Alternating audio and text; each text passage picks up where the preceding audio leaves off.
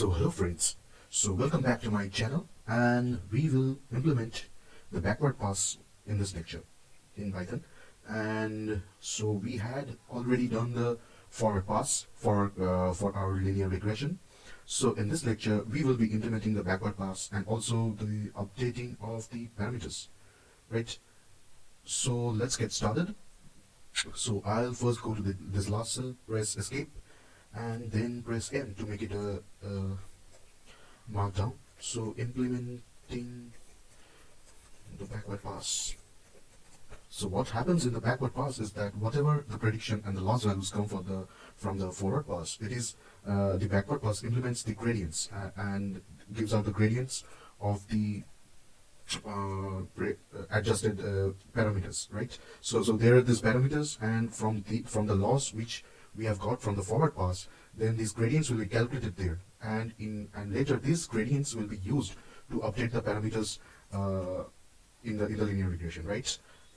So we need the params, which is np.nd. We actually don't need params, I guess. So let's first start with the features, that is in the array. Then comes the prediction, which is a float, the target, which is also a float, and we will see that I think we will just give out the grads as the grads, which is the dictionary, that the gradients, right? So let us first define grads equal to this, and for in range n, which is the number of features, right? So the number of features is equal to the number of parameters and plus 1 because of the bias parameter, right? So we will implement this. So we'll calculate the grads, which I have already explained in the theory part of this video, right? So minus 2 into target minus the pred into xi, right? So this is what is the gradient, and for the bias parameter we also need this need the gradient, which is also equal to minus 2 into target minus pred, right? And after this we will return grads. So that is the backward pass, and finally we will update the parameters, right? So we have so we will do def parameters, update parameters. So the backward pass is giving the grads here. So it will take this grads, which is a date, and it will also take the params, which is also a date, right? And will give out what? It will give out a date, which is the updated parameters, right? So right now what we'll do is for I in range, so it checks the parameters and sees the grads for each parameter, and it will just update the parameters, right?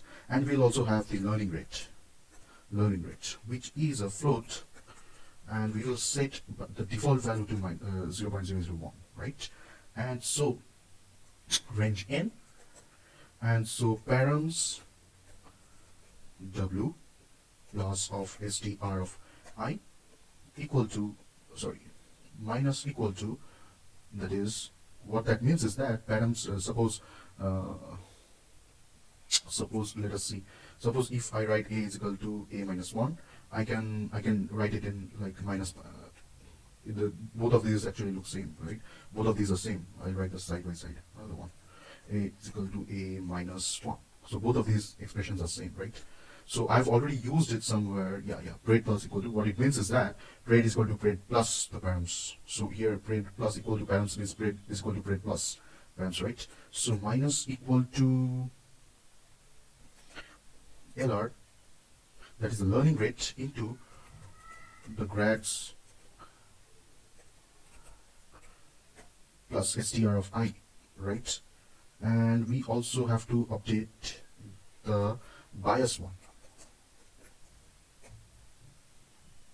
minus equal to LR into the grads of B.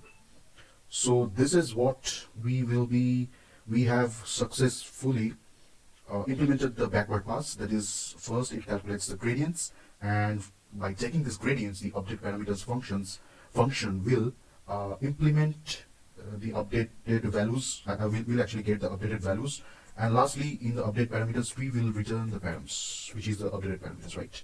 So that's it, guys. So in the next lecture, we will be training our model with the dataset which we already have processed. So this is it. So let's roll on to the next lecture.